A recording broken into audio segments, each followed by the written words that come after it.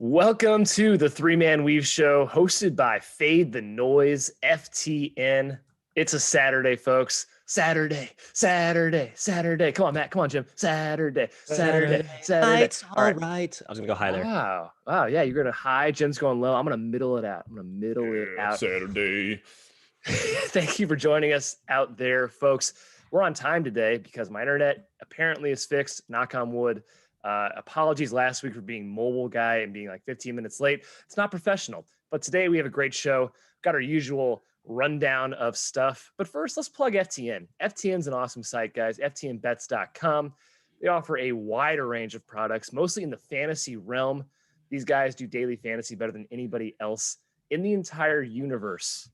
Yeah, that's right. The universe. Wow. They are experts. Check out their products, every single sport, not just college basketball, though that is the most important sport, as we all know. FTN, FTNbets.com. Check them out. All right, let's get into the show today, guys. As usual, we're going to start with our Big Bang, talk about three marquee matchups today. We're going to get into our full steam ahead section where we look who's getting pounded in the market right now. We're going to check the schedule. Let you know. I don't know. You're doing some the Big Bang. Who's getting pounded in the market? Be careful. Very boisterous, very emphatic. Yeah, and also bleeding into some questionable gray area. Yeah. We are nothing if not 5-year-olds. Check the schedule is next. We talk about back-to-back games, talk about who's out of a shutdown.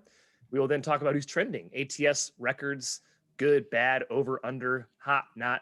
Rafster roundup with Jimmy. He's going to take you through some notable injuries. And then our best bets. And in the middle, we will break down some questions from you on the live stream. Pump those in there. The games you want us to talk about, we will hit them throughout the show. Let's get started. Big Bang Theory. Not a good show, in my opinion. Terrible. Doesn't matter. Show. Yeah, we're going to get right into it, though, with Alabama at Oklahoma. This game flipped favorites, guys. Actually, it's come back. There's some pushback on Oklahoma. I think it's around pick right now. Alabama and Oklahoma, Big 12 SEC Challenge. Fun matchup, Matthew Cox. Both teams are on fire lately. Bama is undefeated in the SEC. They've covered like 10 straight games. OU's won 4 straight, including back-to-back games over Kansas and Texas. Matt, I think OU is a little overvalued. What do you think? Yeah, I'm just a little worried about Alabama's health situation. I know they are getting Herb Jones back today, a very important piece on both ends of the floor. But the fact that their two main front court pieces, Jordan Bruner will be out for this game. James Rojas, I believe, is brittle as well. I'm not sure of his official status.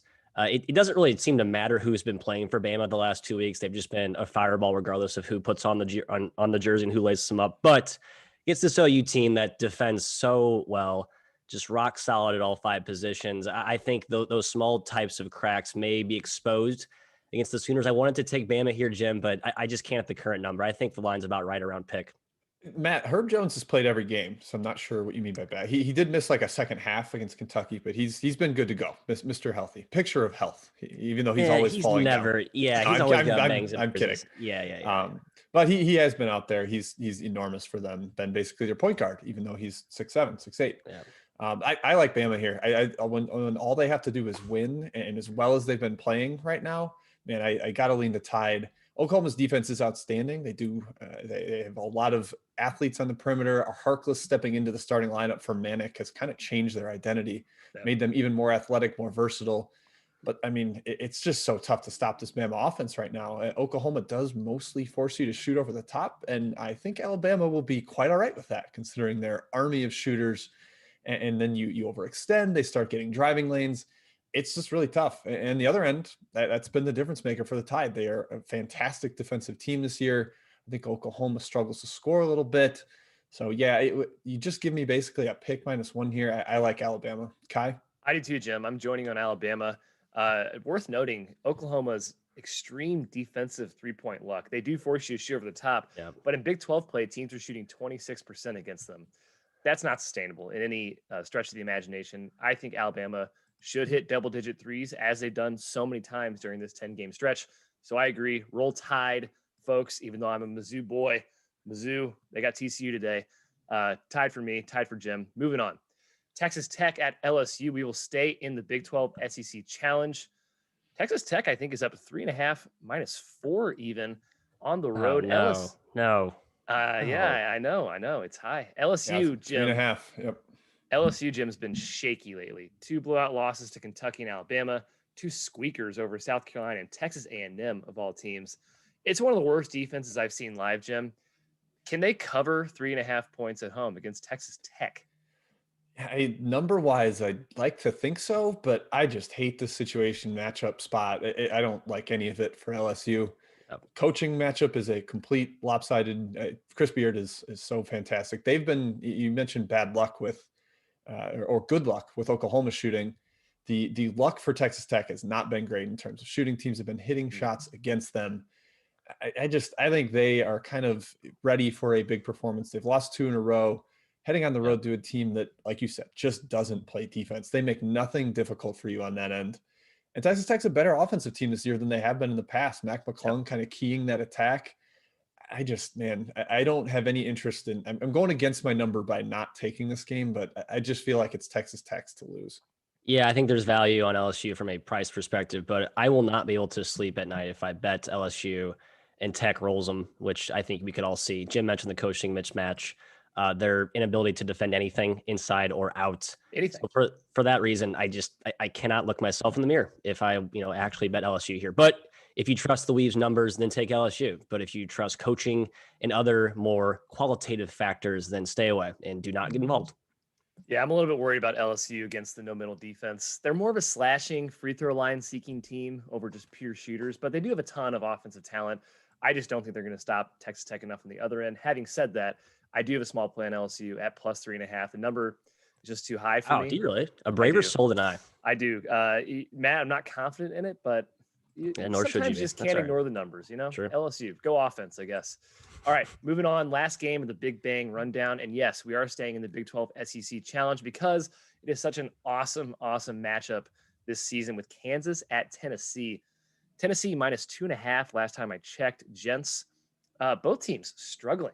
Got the struggling juggernauts here. Tennessee 0-3 against the spread the last 3, looking very human. 5-3 in the SEC. Kansas, Matthew, has lost 3 straight of their own, and then they barfed to win over TCU to go to 5-4 in the Big 12. Not the KU we are used to. Matt, under is very appealing to me here. I don't think either team's scoring easily. What do you think? Yeah, the only reason I'm not on the under, Kai, is because Jaden Springer came back last game for Tennessee. I think we found out how much he means to this team as an offensive catalyst. We've mentioned before how their point guard, Santiago Vescovi, has been playing injured. He's looked like he's 70, 80% of himself. With Springer out the last 2 games, with Vescovi, a skeleton of his true self, this Vols offense has lacked some perimeter creativity, some ability to get inside the lane, break down the defense, find shooters. So with Springer back, I think maybe he lifts the Vols recently stuck in the mud offense. But I'm with you, Kai. We watched Oklahoma game in which they defended Kansas. Every bucket Kansas scored was just you're praying that they're going to get something good. This offense really needs. It lacks some firepower right now. It's almost too reliant, Jim, on Marcus Garrett, and we know Marcus Garrett is not an offensive. He makes his pay on the defensive end. Yeah, he was very good as like a complementary slasher who could take advantage of the open driving lanes that came from Azubuike and Dotson getting all the attention. But as the featured guy, it's not really Garrett's role. The offense has really become about McCormick, and they're like 2 different teams when McCormick's on the court and when he's off with him. Like they kind of have that post threat. It opens things up for everybody else. But without him, they try to do the spread, and they're not hitting enough shots right now. They don't really have enough shooters. Bryce Thompson being out has hurt them a little bit, I think. Yep. Just taking away one more dynamic guy. So I would lean towards Kai's way with that under. I'm not betting it, but yeah, it's tough to see how either of these teams score. And then in terms of spread, I made the number right on. So yeah. Unexciting here, but and by the way, we should also pour one out for Kentucky, Texas. It's sad that we're not getting that matchup due to the Wildcats pause. But yeah, Kai, nothing in this big matchup of Titans. Yeah, excited to just watch the game. I'm gonna kick back with my boys, have a brewski, right? A brewski, guys. All right. What boys? I won't be with you. Do you have other friends besides me and Jay? I do. I wasn't aware of this. Okay. Yes, when you guys are out of town, I find new friends. That's how I roll. I'm out of town a lot since I don't live there with Yes, you are. I also have a wife. That helps with friendship. Wow, full brag. Way to go. Okay. Sweet. Full steam ahead is our next section, guys. All openers and lines currently, as of Chris, we're going off of. I'm going to toss this one to Matthew Cox. Matt, you want to take the steam section? Yeah, we just talked about Alabama, OU. It seems to be flipping maybe back and forth now. It seems we have some counter punches on both sides. I'm hoping it creeps up to to where Alabama is +1, maybe even +2. I may be joining you as a consensus play there, but I can't take it anything less than that. So keep your eye on that one. Next one here, going down to mid-major land. Hofstra. What is Hofstra? What am I saying Hofstra for? Hofstra. Like I'm a very elite Brit pronouncing the Pride's name here. Hofstra playing, they're playing, I'm blanking on who they're playing. UNC Wilmington. UNC Wilmington, that's right, Jim. This Wilmington bunch was a squad we were really high on, but they're down Jalen Sims today, their best player. It's been their first game without them. Kevin Keats' coach team, they need depth, they need bodies to really maximize the style, the identity that they've built there, pressure waves of guys that can attack on both ends of the floor. I think they're going to lose that a lot with Sims out of the lineup. I think Hofstra, a team we've been very frustrated backing this season, this is a right matchup for them. I think Hofstra makes a lot of sense, and I believe this team, I guess, Kai. Yeah. Well, I'm just going to jump in because Hofstra's one of my best bets. I'm going to get that out there. It seems like maybe the market has an inkling of Sims just because it's flipped favorites, but I think without him, he has torn his ACL, announced on his own Instagram page. I think without him, then this should be even higher. I agree. I think it probably will at some point because they're down to like 5 or 6 healthy scholarship players. Ian Steer left the program. Shaquem Phillips has yet to play this year with a leg infection. Jay Estime is out for the season, hasn't played in a game. I mean, they're ravaged. And like you said, Matt, with that Keats system, they usually require depth to play up and down the way they do. I think it's looking rough for UNC Wilmington. I like Hofstra quite a bit here. Kai? Yeah. There are no locks in college basketball betting, Jim. No. But I think this is a slam dunk. Can we call it a slam dunk? An alley-oop, a 360. I like Hofstra a lot. Just give the wooden contraption behind you, Kai, a courtesy knock there, if you don't mind, for all of us and those who are backing us. Next one here, the second CAA match that's taking some early steam, which I was confusing with Hofstra. Delaware. We're in Delaware. -3.5 up to -6, Mr. McKeon. Playing Elon, the Phoenix, who are out of a shutdown. We've seen these COVID shutdowns continue to really be a bugaboo for teams that are trying to get back into the swing of things. -3.5 to -6, that is too high for my blood. If you were able to get on the overnights at -3.5 or -4, I'd tip my cap to you. But for me, anything above that, Jim, I think the value's been lost at this point. Yeah, the value is completely gone from me. I wanted to get on this, but I do think this Elon team's pretty talented and well coached. Delaware, I mean, they are healthier now, but yeah, the value. I mean, when it's gone all the way to 6, I can't recommend it, unfortunately. Sorry, Matt. I'm so frustrated by the steam that I was like, screw it. I'm still taking Delaware a little bit at like -6, even though that value is totally banged out right now. Yeah, I thought about taking a little first half play to, maybe get some of that value that I lost, and perhaps in the first 20 minutes. Delaware, not exactly a great favorite. They've been healthier, They're deeper, but they play very slow, very methodically. I prefer dog Delaware to favorite Delaware. Speaking of dogs, we're going all the way out west. Another big steam move this morning and on the overnights. Cal, the Bears, Kai, from +12 down to +10.5. Rawr is right. They were playing very well without Matt Bradley. They now have Matt Bradley back. They've continued this little mini surge out west, and they're catching Arizona, who for some reason could not put away a Stanford team that was the walking wounded. They started to get up 5, and then the team that has more depth and more talent should be the one that extends, but no, it was the other way. So maybe you could argue it's a bounce back spot for Arizona, but I think that's an indictment on Zona and with this team right now that seems a little broken to me, Kai. Yeah, I agree. And Zona is kind of walking wounded themselves, right? Benedict Mathurin is probably out again. Jamal Baker's been lost the entire year. So I'm not surprised it came down. 10.5. I don't have a whole lot of faith in Cal, Jim, but they have been playing a lot better. I'll give some credit to the Bears the way they've played recently. Yeah, they've covered 4 straight as dogs of about this size, 8.5 to 11-ish, right in this range. They've covered 4. They won outright at Utah. That was without Bradley. Now he's back. He started last game. He had 26 points, 10 boards. Super impressive. I mean, he's just a complete difference maker for this team. I like them today. Arizona's still a little thin in the backcourt. Mathurin played last game, but maybe limited with his ankle injury. They still haven't gotten Kirk Krissa back. Jamal Baker's out for the year.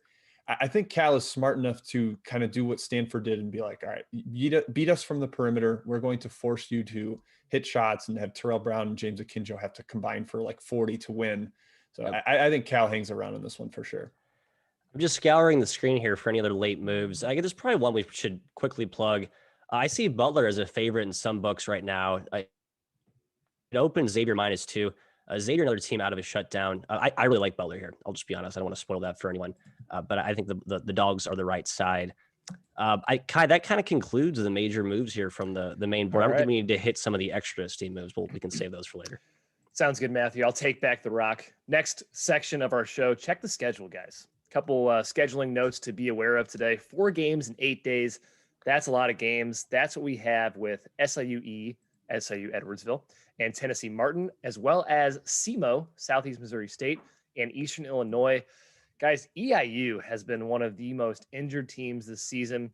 They're down six their top 8 players against Tennessee Martin. They lost by 10 in that game.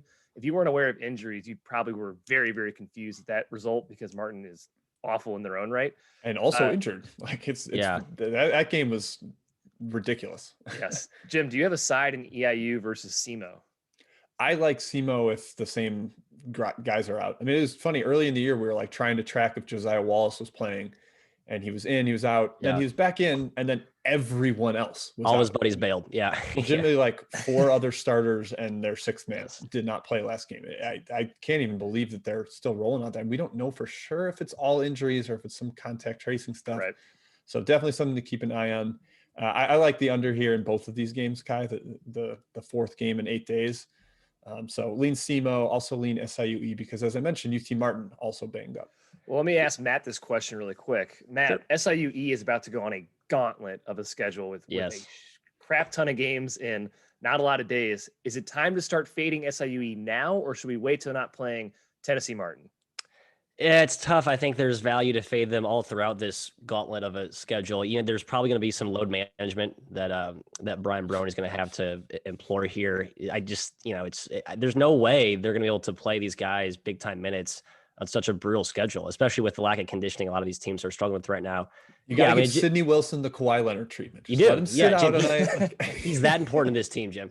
Oh, great Sidney Wilson plug and great Kawhi comparison. But no, we want to lead off with this like deep cut OVC twofer, because the fact that the odds makers had these totals fairly high and the early steam hasn't hit the under that hard. I mean, the fact that 51-41 was the final score of the Eastern Illinois Tennessee Martin game. And now these two teams are playing again on a tough schedule. 61 possessions. I don't understand why the under is not being hammered. I just want to alert the folks out there that there's probably value betting the under against two teams who are playing a brutal schedule. And I feel like this is one of those things where odds makers and maybe sharp haven't picked up the rock and uncovered the breadcrumb of value. So for all those tuning in, please consider hopping on.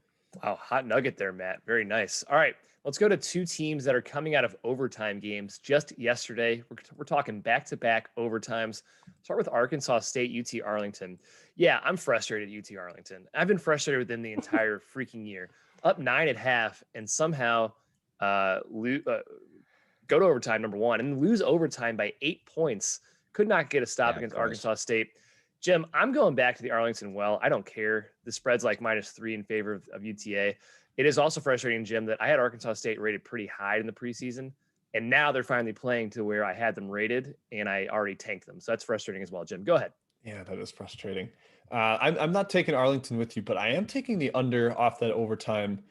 I also I have not been familiar with one of the names that Matt, even I can't even get close to pronouncing it. Well, don't ask me. Definitely don't ask me.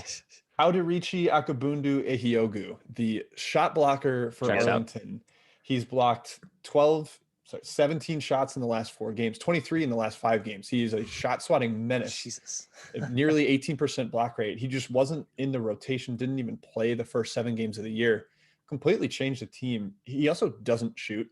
He's taken 9 field goal attempts in like 12 games played. Usage rate below 5%, which is amazing. But I just think he's kind of changed his team. Since he started playing 30 minutes a game, they've had 3 games go easily under in regulation. Last night, obviously the exception because it hit overtime. But off overtime with that lineup change, I think unders are great value for Arlington here. And Arkansas State also had a major second half comeback against Louisiana last weekend. So I think there's going to be a little bit of gas trending toward empty for this Red Wolves team, especially on offense. Another feather in the cap of a potential underplay here, Kai. I wonder what the record is for block shots, more block shots than field goal attempts in a year, because that seems like an interesting. I mean, it's like it seems like a lock for him. Like it's not even going to be a competition. Second game coming out overtime, guys. Charlotte, FIU. That's Florida International. Wow. If you had FIU, you're probably pretty pissed this morning. Sorry. Charlotte won overtime by 8, and FIU was +7. Matt, were you on FIU yesterday? I was this close, Kai. Okay. But I'm just tired of tracking the FIU injuries. They got some key guys back yesterday, but Antonio Day was the newest member of their starting 5 who was out. So I think had he been in there, I would have added. If he comes back today, I'd probably be on FIU again because they're starting to get some more depth. This team was on fire to start the year when they had all hands on deck and then just fell off the map with those 2 atrocious efforts against FAU, Florida Atlantic shorthanded. So if you're going to back FIU here in a bounce back revenge type spot after losing overtime by 8 points, I would say tread lightly and make sure you check the lineups first, Jim. Yep, 100%. I don't know. Kai, just to add on your point of how painful that missed cover was for FIU yesterday. Charlotte hit a 3 at the buzzer to send it to overtime. So you thought you had it in regulation. And then FIU missed a dunk at the buzzer to cut it to 6 and lose by 6. Like just a dunk rattled out at the buzzer. It was absolutely brutal if you had FIU. But I kind of lean towards FIU with Levette back today. So I do too. I have small play on them as well. That's key. Couple teams out of shutdown, guys. We talked about Xavier being out of shutdown at Butler. We like Butler in that one. Georgetown's hosting Providence. Canisius hosting Quinnipiac, or rather, they're at Quinnipiac. I can't remember who's home in this game. At Quinnipiac? No, at Canisius. All right, it's in Buffalo. Yeah, I'm a Quinny guy today, guys. I don't know. I've been a Quinny guy way too often this year. They've had a lot of late game meltdowns. I think they're a little bit undervalued in the market. Unless you think that recurring trend is just an indictment on Mr. Dunleavy as a poor coach. They don't really have great ball handlers. But yeah, I think there's some value here. It might be. He's not great. But he has talent, and Seth Pickney is a monster shot blocker up front. No one knows about this guy. I think he's a weapon. I think he's getting better. Again, this is a close your eyes bet. Any NAAC bet is really a close your eyes bet. These offenses in this conference are just atrocious. So a lot of volatility when you're betting this league. Agreed. We talked about Elon coming out of the shutdown. We like Delaware, but it got steamed. And then we had another one in Northeastern, but their game has been postponed against Drexel, so nothing there. All right, guys. That does it for Check the Schedule. Let's do a chat mob break. Jim, are there any questions in the chats? Kai, did we hit the 2 shutdowns in the Big East? Did we hit Xavier and Georgetown? I glossed over Xavier and Georgetown. Would you like to add in some commentary, Jim? I just think it's worth noting. Neither team has played in about 3 weeks. Butler is actually another one of my best bets on the show, so I'm going to hit that. Xavier potentially is down 1 player per Coach Travis Steele. He did not say who, but so we don't know if it's somebody vital or if it's just like a bench guy. But I still just think that spot is great for Butler. They're much better at Hinkle. I think 3-3 against the spread there versus 2-5 anywhere else. Yeah. So I am a Bulldogs guy there. Probably lean Providence in the other one too, just because a Patrick Ewing coach team out of a shutdown, I can't imagine they're going to be sharp. Right. We probably should be on Providence here, guys. We want to continue the attack teams out of COVID trend. We just don't like this Georgetown team, but the only issue is that they're coming off a big home win at home, or a big home win in overtime against Marquette, and they've been without Jared Bynum. So it's the only reason I'm staying away from Providence, but I would definitely lean that way. All right, Jim, any questions from our chatties? Yep, we've got chat questions. Also, just reported that Oklahoma will be down 2 starters. Jeff Goodman did not specify the 2, but it does sound like that plays well for Alabama. It sounds like, Matt, you may join us now that I will. I'm a little worried about Mr. Herbie Jones is back and like the 6th injury he suffered this year, but it sounds like he's going to play. And he played like 37 minutes last game. The guy played with a cast on his hand last year. Yeah, well, he's not going to miss a game. He's got one hand. He's got a cranky back. I mean, this guy's he's going to just fall apart during the game at some point. But no, I think there's enough. Like I said, Alabama's too good. Doesn't matter who's playing. They're still good. They're too good. Yeah. All right, Jim. He's a superhero. How dare you? Matt, we have a question from John Mitch directly for Maddie Naples. Ooh. Who do you like in New Hampshire, Binghamton, and why is it New Hampshire? I actually leaned Binghamton. Thomas Bruce, Jim, their enforcer inside, who's been dealing with chronic concussion issues his whole career. Just a guy you root for, honestly. His whole career has been kind of ravaged by that. He's been back. I think Binghamton has some value with him back in the lineup. But New Hampshire, Bill Herron and Jim, your boy, the Guada Daddy. It's my boy. Is that your boy, Kai? I'm sorry. I don't want to. I'm a huge Guad guy. Yeah, this New Hampshire team's been really good with him back in the fold. So I did stay away, but I would lean Binghamton. Thank you for the direct and niche question. New Hampshire possibly missing Josh Hopkins, one of the starters last year. Sutherland's out for the year, and Matos, the Bowling Green transfer, did not play last game. So maybe a little bit of short staff on that team. Timmy K4 asked about Lafayette American.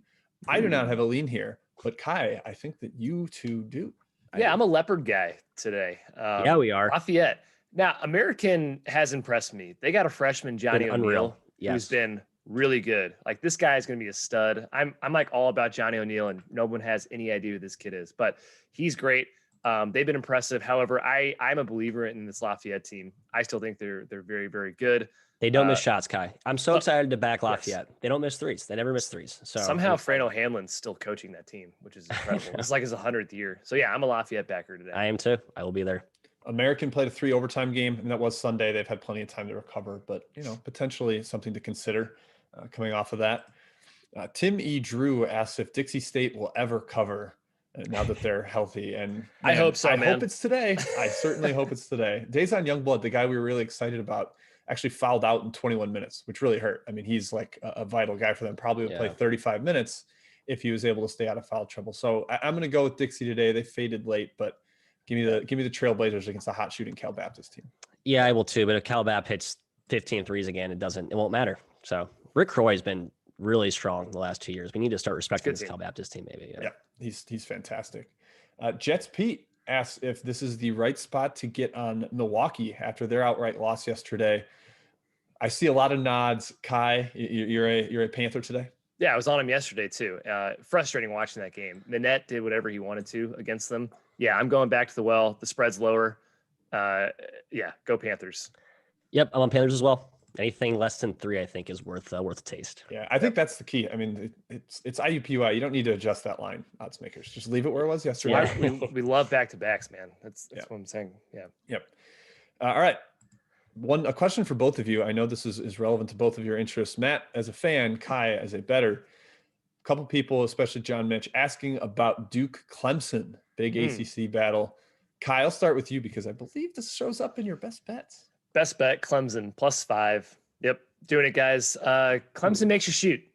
They make you shoot. And guess what? Duke cannot shoot. They are lalsies from deep. So, this is just too many points for me. Clemson kind of got back into the swing of things last game. I know Duke did take care of business against Georgia Tech, but too many points, Matt. Clemson. I don't know. I don't know. Clemson's been terrible lately, so it's hard to really back them. But I think last game. They beat Louisville. Yeah, Louisville's been struggling too. Ugly. It was gross. It was just like the lesser of two evils. That's what I took away from them. But Duke's been awful too. So I'm definitely not backing Duke. I think it's Clemson or bust. You're probably right there. Yeah, this one's gross. I would probably lean Clemson as well. All right. Snapback Dave asked if we could cover Belmont and Murray State. Murray's been pretty disappointing when faced with bigger competition this year. They've gotten a couple blowout covers, but I'm a little concerned about them against Belmont, who should have blown out Austin P, but Austin P shot the lights out, right, Matt? Yeah, Austin P was their home run game of the year. I mean, that was you won't see them play better all season. And the fact that they barely, they barely squeaked inside the number, still couldn't even get a win, just kind of shows this Austin P team's not what we thought they would be. So I'm not looking to touch P here. Do we think? Well, this is Murray and Belmont. P's not actually playing here. Do we think this is Murray's home run game? Yes, and I think Murray's trending up. There's a little bonus take there on P, but Murray's trending up, and I would probably take Murray. This is another close your eyes bet, probably another stubborn stick to preseason ratings play for me. Just to be clear, Matt, you're not willing to touch P. Is that right? No P. I'm anti-P. Not touching P. Not touching. Keep your hands away from the P. All right, Kai. Got to ask you, because of the shirt you are wearing right now and the flag. Hold on, I had some technical difficulties here. Lights are out. Give me a second. Fine. You'll figure it out. Me and Kai will handle it. Kai and I will handle it. Excuse me. Nice. Oh. You're a writer, Jim. Act like it. Kai, Chris Gallimore asks if the Mizzou line is too big or are they going to cover? It's too high. I love my Tigers, but 10.5 is too much for me. So I am on TCU today. I'm sorry, Mizzou. We can win by 10 and 9 or whatever. We'll still win. Don't worry. Yeah. TCU's value is really depressed by 3 straight blowouts against the absolute cream of the crop in the Big 12. They dropped from 63rd to 93rd in KenPom. I think this line is too high. It should be around 7, 8 maybe. Yep. Agreed. All right. I'll push the rest of the chat mob to the end, Kai. Let's keep flying through the outline. We'll see if Matt can figure his stuff out over there. He didn't look that bad. It was kind of like a vampire horror movie type of thing. Disappearing act. Boom. Do you have the clapper? Try that. Very good. All right, let's go to who's trending. Teams are doing good against the spread at play today. Grand Canyon guys 9-2 against the spread. They play New Mexico State today on a back-to-back. Worth noting, they're 3-14 now after that win, all time against New Mexico State straight up. Matthew, you're going back to the Aggie well? Yeah, best bet, Kai. New Mexico State could not buy a 3 last night, and they have had Grand Canyon's number historically. Grand Canyon, I mean, they got off to New Mexico State got off to a big lead early. They kind of started to, they plateau when the shots weren't falling. I think this is New Mexico State's game. There is value as well because they had a lot of key guys back that many expected to be out. Jabari Rice, Clayton Henry, and Donnie Tillman. I mean, they were at full strength, and a full strength New Mexico State team is the best team in this conference, hands down. So, yeah, I'm kind of with you guys, or with you there, Matt. New Mexico State would be a bet for me today, especially as a dog. I think after knocking the rust off in the shutdown, and hopefully they have their legs a little more under them today. They're too talented. They're too well coached. I think they get to split.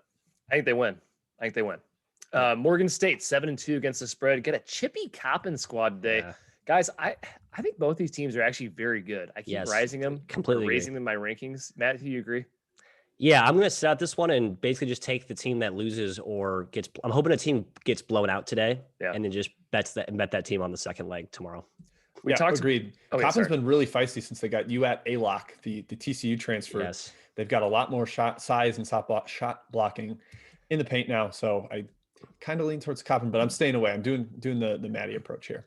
Sort of a scary notion for our Dixie State backing guys. Cal Baptist 7-2 against the spread now. They murdered Dixie last night. We're hoping they don't today. We're on Dixie at I think 9 or 10. Go Trailblazers, but Cal Baptist tips the cap to them. They don't miss threes. It's a really good strategy for covering games is to never miss shots. Yeah, it's not even like 3-point regression. I just think they're really good shooters. But it would be nice if they didn't shoot 50% one game. That would be great. We'd appreciate they have 4 guys that shoot threes, and they're shooting 38, 41, 41, 47%. And the fifth player is Gorjak Gok, who is a former Florida top 100-ish recruit who's a stud. So yeah, this team's got some oomph to him, kind of.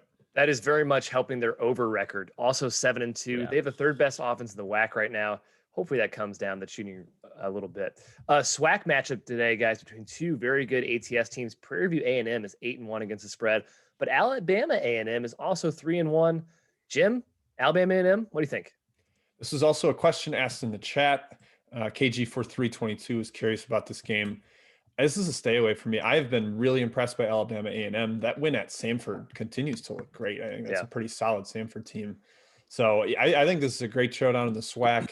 As crazy it sounds, I'm just going to sit back and watch a great SWAC battle here, Matt. Yeah. These are my two pet teams in the SWAC. I've been on Alabama A&M for 2 straight years now. This is a surging sophomore class that was oddly talented for a SWAC team. Usually you see the SWAC teams just go after transfers and just take, scraps from the transfer wire. But Alabama A&M's actually recruited some decent local talent. It's starting to bloom here, Kai. Yeah, I agree. There's a little value, I think, on them today. Bad, guys. New Mexico State, worth noting. Wait, hold on. Dun. Breaking news. It's Austin Reeves and Alondis Williams, the 2 starters for Oklahoma that are out today. No, Reeves is massive. That's fantastic. So just want to confirm that. Alabama. Do injuries matter? We'll find out today. Nah, they usually don't. We're on them. That's for sure. That is for sure. New Mexico State guys 0-2 against the spread. We talked about how they're getting healthier, though, and we think they have a good shot of winning outright against Grand Canyon. Arizona State is 2-11 against the spread. They're only a small favorite today against Stanford, who could still be without those 3 guys. Jim, you shook your head. What do you think? ASU. That team stinks. It is so weird to have like a mega guard oriented team that can't shoot. Like they can't spread you out, so they can't drive on you. Their whole game is driving. I think Jalen Graham might be their best player. I mean, when they actually throw the ball inside to him, they start to have some things happen. He can score and force doubles. It starts to get the defense scrambling. But man, they are painful to watch. They take awful shots. They lose interest randomly. Like if Alonzo Verge turns the ball over, he won't get back on defense. No. He just kind of waves and says, "All right, good luck. I'll be back down here when you guys figure it out." That team's gross. I kind of think Stanford wins just because they're playing better as a team right now, and they can frustrate Arizona State's offense. Yeah, Stanford's like rallied around this whole we're shorthanded. The Spencer Jones, Oscar da Silva and Jaden Delaire and this sort of misfit other cast of characters is like, we're going to be just fine without these guys. And they played well. So it's sort of, it's kind of, we're all in this together type of thing. We've seen this happen in other situations as well. So I think it's for real. Arizona State, Remy Martin just seems bored, disinterested. Like he just doesn't care this year. I think he's just frustrated, man. I would be too playing next to Alonzo Verge and Josh Christopher, who's trying to make an NBA draft case. Yeah, it's just not the team has no cohesion. They showed his splits last game. He's only taking 8 shots a game at home, averaging like 9 points a game. It's like, what are you doing? This is an All-American lock at the beginning of the year. A fear we had going in the year. Northern Iowa guys 2-10 against the spread. Man, fall from grace after AJ Green went down. But no Marcus Domask today again for SIU Carbondale. Jim, is there any value on the Panthers today? I kind of think so, but I know they have been pretty poor lately. So I'm not really excited about backing them. But SIU, limited without Domask. It's a lot of Lance Jones in the backcourt doing a lot of driving. Ben Harvey's been coming off the bench. I don't know. I'd probably lean more towards Northern Iowa here, but nothing strong. I would too. I like the freshman class. They just got thrown to the fire too quickly without Green. So it's going to take time from that to season. Bowen Bourne, he's been pretty good this year. Eastern Illinois, we talked about their crazy injuries. They're 3-14 against the spread. Why do they keep playing games, man? I know. Of all the seasons, you can just take a game off. Just take a game off. 17 games this year is nuts. Duke, 2-9 against the spread. That's right. Clemson, best bet, +5. Get on them. Go Tigers. I have faded Duke in both of those against the spread wins. That's funny. I'm bitter about that. That is ironic. All right, over trends, guys. We talked about Cal Baptist. Youngstown State, 10-3-1 to the over. They get a rematch with Detroit today. Guys, yesterday's Detroit-Youngstown State game played 60 possessions. Yeah. So I'm on the under. The total's like 150, under for me. Yeah, Youngstown's defense has been so bad, but I don't think it'll continue to be bottom 10 in the country bad. Yeah, I wouldn't go under again today. I think both teams play kind of a funky zone, and you've seen the second leg of the back-to-backs, some adjustments made, some comfort level with playing against that. So I bet you find some more open shots and more shots fall today. I would not go back to that well. Ooh, well, ouch, Matthew. 60 possessions? Sorry. 60 possessions. 150 total. I don't know. We've seen the flip-flops on both ways. Over, second leg, under. First leg, under, second leg, over. Well, I think it went over yesterday. It did go over, actually? Oh, okay. I didn't see the total close that. It went over in 60 possessions. That's why I was then never mind. Incredulous. I retract that endorsement. And then Vanderbilt, guys, 9-3 to the over. But South Carolina might be slowing down. Frank Martin has gone away from his pressure, extend past 3-point line, more of a gap line defense, more of a packed in type of half court style. I think that causes games to slow down a bit. Keep an eye on that over the next few for South Carolina. To the under, Ole Miss still holds the crown here, 2-13 to the under. They do play a really fast Georgia team today, though. Jim, a side either way in that game or a total either way? I want to like Ole Miss because I've been low on Georgia, but these two teams have kind of gone in different directions from my expectations. Ole Miss has been really, really bad lately, or maybe not terrible. They had a nice win against their Egg Bowl rival, Mississippi State, but I got nothing here, unfortunately. Yeah, Ole Miss has no offense. It's basically Schuler or bust. None. So, and Romello White is both the defense. So basically you get, defense improves, offense worsens, you get unders. That's simple. Two more. Delaware, 2-9 to the under. They do get Elon today off that COVID shutdown. I got no take on this total. And then in possibly the grossest game of the day, Texas A&M. Texas A&M is 3-11 to the under. They get Kansas State in by far the worst Big 12 SEC matchup. Matt, either side or total there. By the way, K-State 7-9 to the under, so they slightly lean under, but not much. I have a hot take. I actually like K-State's offense better than Texas A&M's. That's just why wouldn't you? That's a it's K-State. They're terrible. But the point is, you're right. You don't watch this game. I guess if you like unders and you want to close your eyes, take it. But yeah, this is gonna be gross. I lean towards Texas A&M there, Matt. Kansas State has pretty much everybody back, but it's still a little dysfunctional, trying to figure things out. I just think they're not going to be able to shoot over the top of that super, super packed in Texas A&M defense. It does also ball pressure. I don't know, but I just lean Buzz Williams here. I think they're a little better. All right, Jim, keep that mic, man. Roster roundup time. What are the injuries everyone out there should be looking for? Let's round it up. These are roughly in chronological order as the day goes on. So not in order of importance, but just in order of as the days passing by. Providence, you got to mention starting point guard Jared Bynum. He has been out However, he's kind of become less impactful, or his absence has, because of the emergence of freshman Allen Breed. He had a huge shot down the stretch last game against Marquette, has played pretty good defense. David Duke's been solid, taking over that lead ball handler role. So maybe not a huge deal. But Matt, we mentioned that this is Georgetown out of a shutdown, so still a Providence lean, I think. Yeah, Jim, in the 3 games he's played more than 30 minutes, they've beaten Creighton, were moderately competitive with Villanova, and then they just beat Marquette. So yeah, the Breed emergence is real. Yeah, all these teams are just like living organisms. They somehow adapt without, 1 or 2 guys in there. So I think that theme will be, duplicated throughout the rest of this section. Yep. We had John Mitch in the chat ask about Miami, Florida. And yeah, I mean, you just got to talk about them in this section. Probably Timberlake and Likes both still out. And Matt Cross kicked off the team. They've got 3 guys that are already out for the season, basically. It is bleak for this squad. It seems like they've got, locker room issues. They've got health issues. Wake Forest as a favorite is scary, but they get Ian DeBose back, the Houston Baptist transfer, who's pretty competent, I guess is a nice compliment to give a guy. So I would lean Wake Forest here. It's just hard to back this Miami team right now. There's better uses of your time than trying to sort through and appraise all of the Miami injuries. Just put them on the no bet list and continue. Just keep going. I was going to say, I'm this close to falling in love with Wake Forest because Steve Forbes is doing a great job there. They've been feisty, man. They're shocking to no one. They're good against the spread this year. Yeah, they've been real good as a dog. I'm curious to see them as a favorite today. It'll be interesting. Penn State headed on the road they're hosting Wisconsin. They will be without Sam Sessoms, the Binghamton transfer. A second plug for Binghamton on this show. Good for us. Binghamton. Go Bearcats with a K, we might add. No, that's Sam Houston. Yeah. Oh, I thought Binghamton was too. No, never mind. So. I'll check. This quick note here. Oh, go ahead, Jim. Sorry. This is actually a big absence, I think, because Penn State's been running a ton of pick and roll, and he's been their best shot creator, been best passer. And against a Wisconsin defense, it's very disciplined, very smart. Missing him, I think, will hurt. I'm taking Wisconsin today as a Badger lifelong fan growing up in Wisconsin. I'm backing the Badgers today. Yeah, they got Miles Dredd back last game, Jim, who's a sharpshooter, but not the creator that Sessom is. So it's not a 1-for-1 input there. Yep.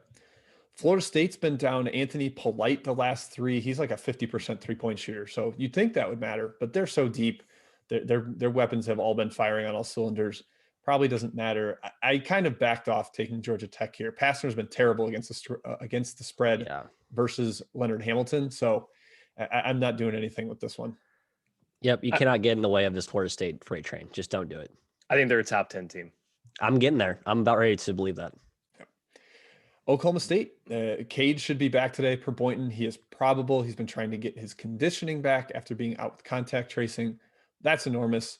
On the other side, Arkansas is going to have the services of Justin Smith. I believe he missed practice this week some, but he will play today. Right. Very exciting stuff here to have Cunningham back on the floor, the potential number 1 pick. Kai, do you have anything in this one? This is a fun game, man. Like, this is an underrated Big 12 SEC matchup. I have these teams rated about the same. So the spread's right for me. I kind of lean towards Arkansas. Something about them tracks me to them, Matthew. I know Oklahoma State's a very, very good team in their own right. Yeah, I agree. You were on them against Ole Miss, and we went head to head, and you won that round. You knocked me out in the 5th round. That's because Ole Miss sucks. Remember that. Yeah, I should learn that. I need to probably take note of that. Iowa State, guys, this is kind of similar to Eastern Illinois in that the roster is just completely and totally ravaged. They were missing 4 starters last game, ended up getting run out by an Oklahoma State team that did not have Cade Cunningham. Steve Prohm says that maybe 1 guy will be back today. We don't know who, but that just means probably 3 starters are out. And that is bad news heading on the road to Mississippi State. Kai, this line is massive. It clearly inflated by the personnel absences, but are you backing the Bulldogs? The most frustrated I was looking at the board was seeing this spread being like 9 points for Mississippi State, because I wanted to be on Mississippi State very badly. I'm still on them because I'm stubborn, but 10.5, are you kidding me? Like, Matt, that might even be too high, even with these injuries. Mississippi State's not like a god level team this year. Yeah, I think I'm higher on them than you guys are, but as a double-digit favorite, that's not something I'm looking to lay at all. So if you're going to go any side here, I think you have the right one. Yeah, I still kind of lean Mississippi State, though, guys. I just think this Iowa State team I'm taking those guys in a lot of trouble. I mentioned Xavier missing someone. Travis Steele was non-specific, unfortunately. So keep an eye on that one if it's someone key. I also did see that They forgot Jason Carter on the way to the airport. He was in the bathroom. The bus had to turn around after 45 minutes to go back and pick him up. Like a Home Alone situation? That's awesome. They straight up forgot him. Yes. Home Alone 2. Yeah. Lost in New York. Okay, let's see what else we got here. San Jose State going down to the bottom of the Mountain West Society here. They're hosting at Elevate 360 Prep in Phoenix. Richard Washington has been out the last 2 games. We thought he was their only competent player, but Matt, they've won 2 games in a row. They have a winning streak without him. Addition by subtraction, Michael Scott boys. I don't know why he's like their only competent shooter, but maybe he's kind of a ball hog. The other guys now can play in more of a by committee approach. They've won 2 in a row. They've covered 2 straight without him. So I don't know. This is another notch in the injuries don't matter narrative. Yep. Duquesne and St. Joe's have all kinds of injury issues on both sides. Maceo Austin might return from his personal leave of absence. And St. Joe's, Ryan Daly got his cast off this week. We don't know for sure if he'll play. Jack Forrest has been out. Greg Foster has been out. This is one where, like, if you want to take the time to try to figure out exactly what each guy's worth and whether they're going to play, good luck. I'm staying away. I took Duquesne for a little bit. I did. I was impressed, very impressed by their Fordham performance. I know Fordham lost their coach, but still, they dominated that matchup. I think they do it again against St. Joe's.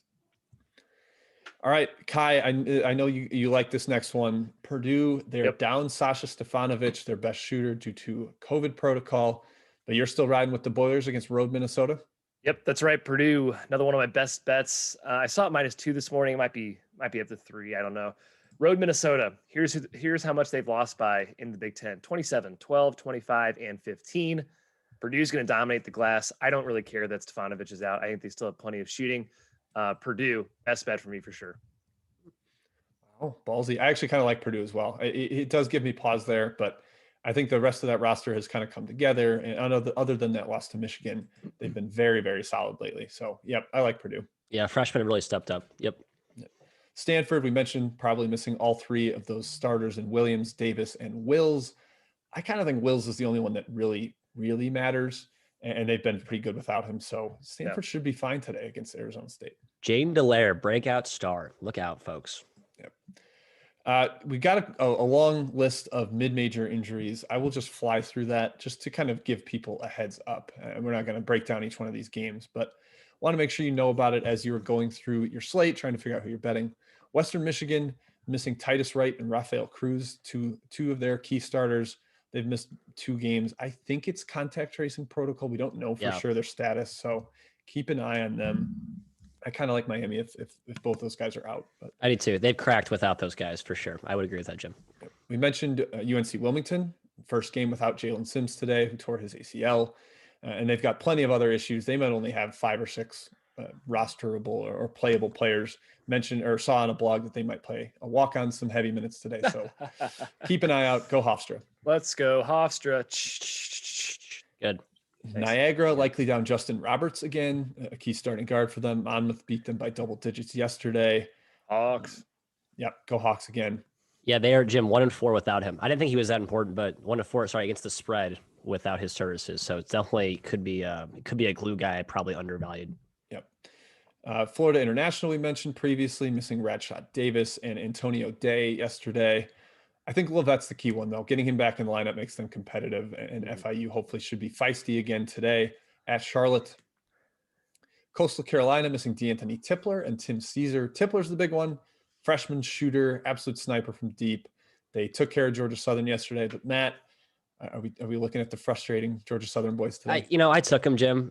This is kind of the last time. I'm about ready to put Georgia Southern as like a 55 in my power ratings. I'm so tired of watching this team piss away the immense amount of talent they have. So yeah, this injury should matter, but against Georgia Southern, it probably won't. Yeah, Coastal plays some tricky zones in Georgia Southern. Not a smart basketball team. So San Diego did not have Masalski and Hughes last game, 2 of their key players. But on the other side, Loyola Marymount lost Damian Douglas for the season, a 13-8 guy, a pretty big productive wing for them. I kind of lean towards San Diego there. I just think they're better coached and will take care of business in this one, but not strong. I'll lean that way as well, Jim. Yep. UT Arlington, we talked about earlier in the show. They are out missing David Azor, but he's been out for a while. It seems like they should be starting to figure out their identity without him. You got De La Cruz back last game too, so that's just worth noting. And Ilame, the point guard's been back for a couple. Austin P. Carlos Paez was limping around towards the end of the game at Belmont. I would just keep an eye on him. Maybe they sit him against a lesser opponent in Tennessee State. He was in fuego in the last game, so carried him. Keep an eye. Absolutely carried him. Back to my unprompted P take earlier. Yeah, Paez is very good. Yes. Reminder: you're not touching P. Not touching P. No P. Louisiana Monroe was missing their best player yesterday. Russell Harrison still competed with Little Rock, who Kai. They might be your Georgia Southern, the team that you just hate. I hate them. I hate them so much. That team is a chemistry nightmare, apparently. Yeah, as I say, if it makes you feel any better, I think they hate each other. So I do too. Yeah, they do. It's baffling. Yep. Eastern Illinois missing a ton of key pieces, 5 of their top 6, basically. If those guys are all still out, it's just a joke. And it's Josiah Wallace and whoever he could find in Charleston, Illinois. Tennessee Martin missing Cam Holden, their best player. He's been out for 2 straight. They somehow got a win because they were playing that beat up Eastern Illinois team, but I think they might be in trouble today. Robert Morris missing their starting big man, AJ Brahma. He did not even travel with the team due to, we think, COVID protocol. It's enormous against that Wright State front line. They somehow hung around yesterday, Matt, with a bunch of shot making, but today we think Wright State probably rolls, right? Yeah, it was a layup line with Grant Basile inside. Loudon Love didn't even play that much. Like Basile became the fulcrum of that offense. Bobby Moe hit some tough shots to keep that within the cover range. I just don't think they followed that. I think Wright State ends up winning by 20. Yeah, I would tend to agree with you there. And UMKC, Kai, you snuck your best bet here with North Dakota State. UMKC was down 4 starters. Brandon McKissick, best player. Josiah Alec, best big man. The 2 other key wings, Demarius Pitts, Marvin Nesbitt. Somehow they hung around. They hit enough shots. Freshman off the bench, Caden Bozer, hit 4 threes. I don't think that's sustainable. I kind of like North Dakota State again today. So frustrating that I had to sweat that out yesterday, Jim. We were on the McKissick news. We had a great line, North Dakota State. Nobody had any idea that he was out somehow. They didn't listen to us, Jim. And they still almost didn't cover that game. I would have been very frustrated. Billy Domlin, guys, give that guy credit. He can coach a basketball team. The man is good with a clipboard. That is for sure. Covered 6 in a row, I think, by the way. I'm doing it. So. Feisty. Well, not that one. Some guys that have returned. 5 and 1 last 6. Thank you. Yeah. Some guys that have returned real quick. Matt Bradley back at Cal. Bryce Aiken had a great game off the bench for Seton Hall last time out. Keep an eye on him today. We can talk about Seton Hall a little more in the chat section. Kansas State's healthier. Illinois, Chicago, definitely healthier. And Florida got Scotty Lewis back last game, big as they go on the road to West Virginia. All right, let's do best bets, Kai, and then I've got plenty of chat mob questions to round up here. Best bets. I'll kick us off, guys. I talked about Clemson +5. Again, you have to shoot to beat Clemson. Duke cannot shoot the basketball. Talked about Purdue -2. Rhode, Minnesota, guys, has not been within 10 of any game, let alone 5, let alone 2 or 3. Purdue for me at home. And then finally, I have Tulsa -3, a little bit off the beaten path here. I'm not sure the spread went up. Sorry if it did. Bounce back for the Hurricane, in my opinion. They haven't looked great in the last couple. East Carolina is a team I'm very down on. I don't think they're very good. Tulsa's going to force turnovers, and they have fantastic paint defense to push back against Jaden Gardner. Matt, what about you? Let's hit your best bets here. I'm going to keep it short and slim with only 2 picks, Jim. First one, I think I mentioned earlier, New Mexico State. Okay. The Aggies. Hey, you hijacked at Hofstra. So can I share one with you? Will you allow that? Or is that against we'll okay. Sharing is caring. We will share the pride. We both have pride in our pride. Please don't let us down, Kevin Fairley. We've not been Mike Fairley. Sorry. Kevin Fairley, actor. Mike Fairley, coach. New Mexico State, the Aggies, again, full strength. Lots of value. I don't think that is reflected in the opener yesterday, nor is it yet today. I think +3 you have a winner there. The second one, I'm fading your Mizzou Tigers as I ironically drink out of the Mizzou mug here. My brother's, not mine, by the way. I just think this line is insanely too high. And I looked at my Mizzou rating. Yeah. I have them as like a fringe top 25 team. I don't think I'm too low on Mizzou. I've just basically faded them in bad spots. Texas A&M, we're learning, is terrible. Tennessee was kind of broken without Springer and Vescovi hobbled. South Carolina was shorthanded. So I think this is finally the game where Mizzou looks a little bit more mortal against a feisty TCU team. Yeah, like we mentioned earlier, their value's been deflated by getting blown out by top of the Big 12, and Mizzou isn't quite on that level. Yeah, I agree. TCU. All right. Jimmy. As Matt mentioned, Hofstra is one of my best bets. I think all of my best bets have actually come up on the show already. Hofstra -1, taking on UNC Wilmington shorthanded. Butler as a slight home dog. I would even take them to -1 if that has flipped. Not able to check that right now. They're taking on Xavier, I think, with Aaron Thompson back and Chuck Harris, Miles Tate. It's a solid backcourt, and Xavier out of the shutdown. I'm just a little concerned there. And lastly, Wisconsin on the road at Penn State. I just think that they're too solid. Sessoms out takes away an offensive weapon for Penn State, and Wisconsin's dominant on the defensive glass, which takes away the other route to offense for Penn State because John Harrer, your boy, Matt, is one of the best offensive rebounders in the country, but probably won't be able to do that against the Badgers. No, and I don't know if he can guard Micah Potter as well. So tough, tall task today for Mr. Johnny. Yep. Right. And if they double in the post, then Wisconsin, one of the best 3-point shooting teams in the country. Yep. So. Guys, look how on time we are. This is awesome. Way to go. We got 6 minutes left for some chat mob questions. Jim, any games out there we haven't touched on yet? Kai, there is a list of 15 that we have to get to right now. So let's fire. We've hit a couple of these briefly, so we can fly through these. San Mateo the fourth, or IV, depends on which way you want to read it. He asked about Stony Brook and Hartford. Guys, I love Stony Brook here. I am a big Stony Brook guy today. Seawolves, let's go. I wanted to take him, but Hartford's been pretty good without Moses Flowers, so I'm going to give some respect to Hartford. I wish you both luck, though. I kind of love Stony Brook, too. I just don't have them today. Well, you're soft. Take him next time. That's soft as pretty typical. Laffy Taffy. All right. TX Oben has asked about 2 games. A loyal follower. Shout out to him. He asked about Elon. We did hit that. We like Delaware, but think the line's kind of gotten away in that one because of the Elon shutdown. And then he also asked about Wofford. Not sure if either of you have a take here. They are hosting Mercer. Matt, a team that's been kind of frustrating to me. Yeah, Wofford off a tough loss to the Citadel, but the Citadel and VMI, we talked about how the military schools and SoCon have been really good this season. I did take Mercer small. I think they're trending back to that white hot start that we saw at the beginning of the year with Netfali Alvarez back in the fold. So I will have Mercer for a small taste at +4.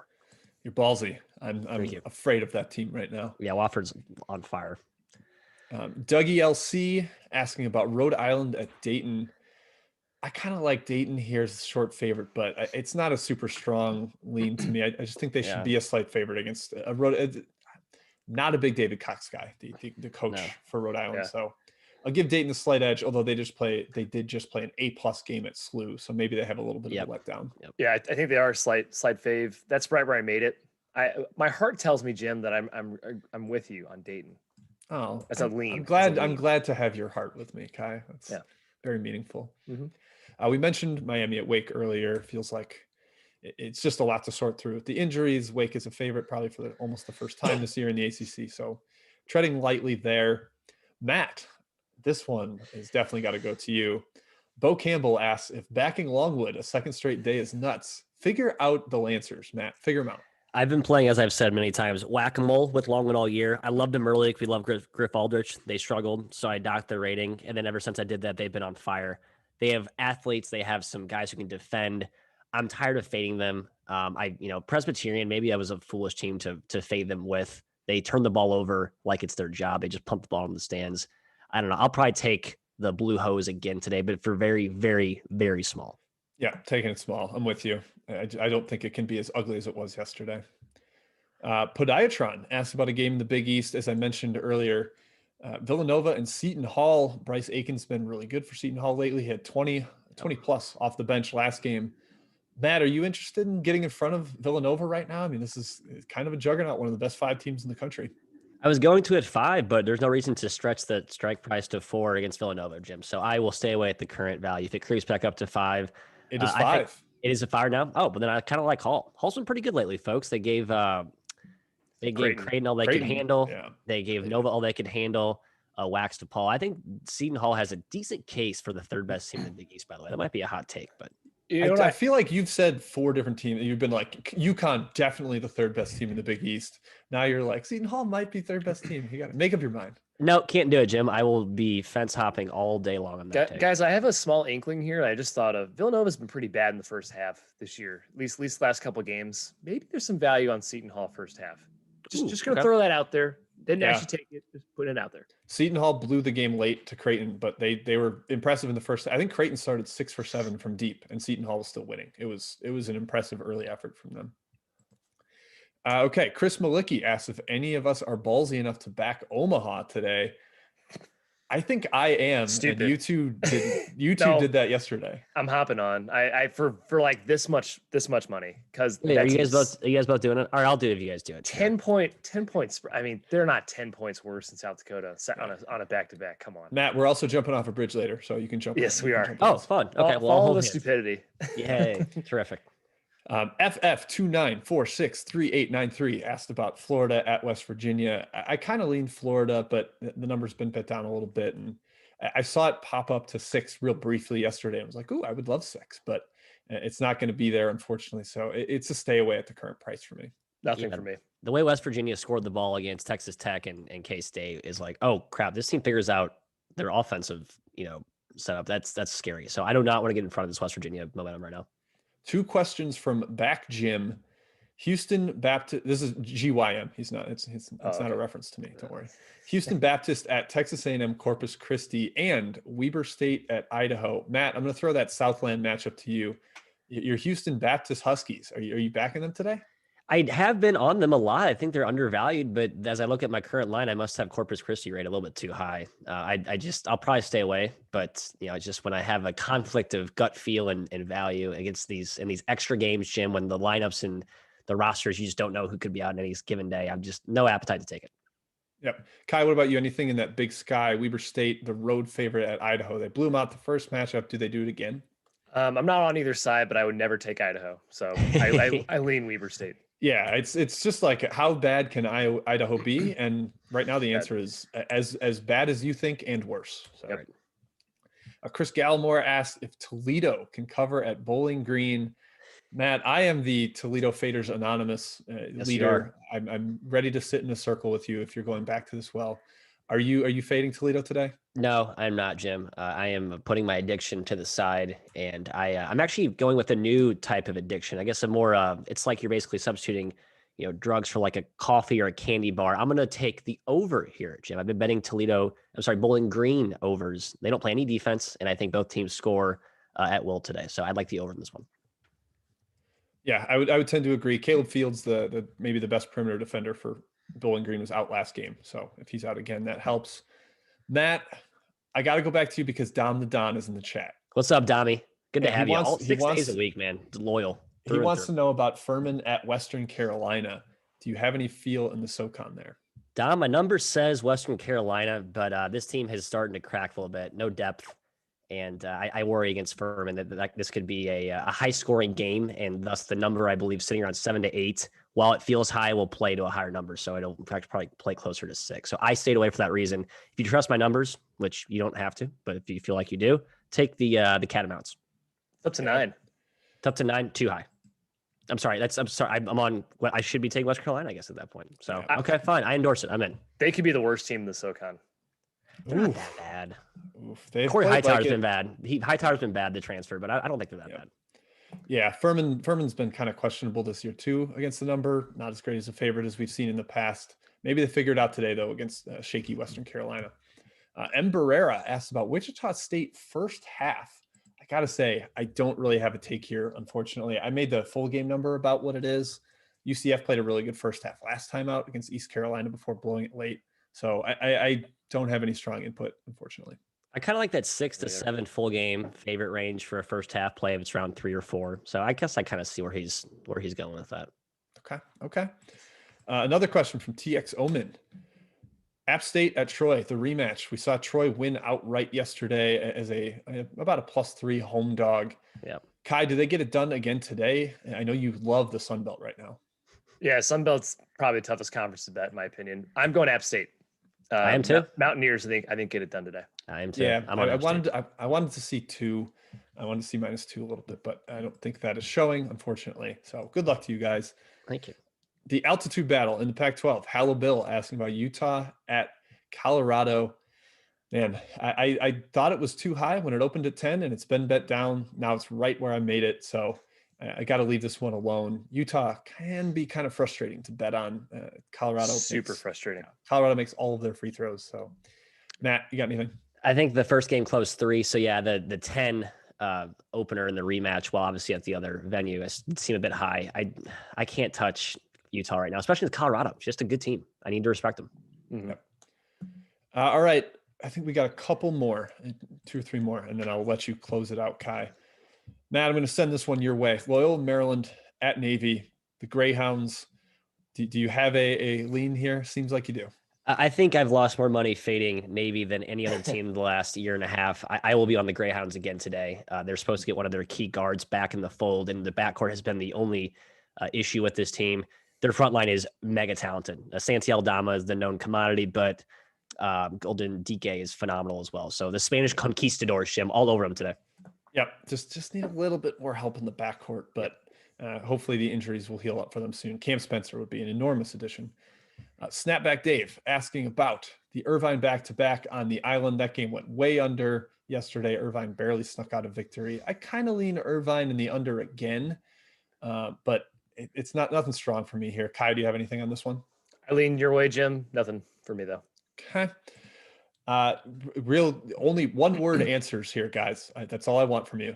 Does Baylor cover Kai? Yes. Matt, does Baylor cover? I took Auburn small. I think 14.5 is enormous. That's just way too many words. That's way more than one word. I've been on Auburn a lot. I love them, but I'm scared against Baylor. Yeah, I just think Baylor has the right defenders to throw at Cooper. Yep. All right, last question. Does Colgate crush Holy Cross from San Mateo IV? They murdered them in the first leg last time. They've already played twice, and then Holy Cross hung around in the second leg with an inflated spread. I would imagine Colgate probably crushes them again today. Yeah, my number actually leans Holy Cross, and I said, no thanks, number. So I think Colgate crushes them. Over. A lot of points. Pace. No defense on either side, especially on the Holy Cross side. Yep. All right, Kai. I think that's it. Man, we covered a lot of games today. We did. Of us. Good work, everybody. Yeah, good luck, everyone, today on your Saturday slate. Enjoy some basketball. Thanks for coming in. Check out ftnbets.com. Check out what they do. Daily fantasy. They are amazing at it. Also, other betting angles from every single sport you can possibly think of. A lot of great tools on the site, too. They get some odds comparison stuff, especially for player props. Super Bowl weekend, next weekend, they've got a lot of great stuff for finding the right value for player props there. Yeah, some cool parlay calculators, too, that I know some people truly love over there. That's it. We will see you next week at 9:30 a.m. Central. We are the 3-Man Weave. Goodbye.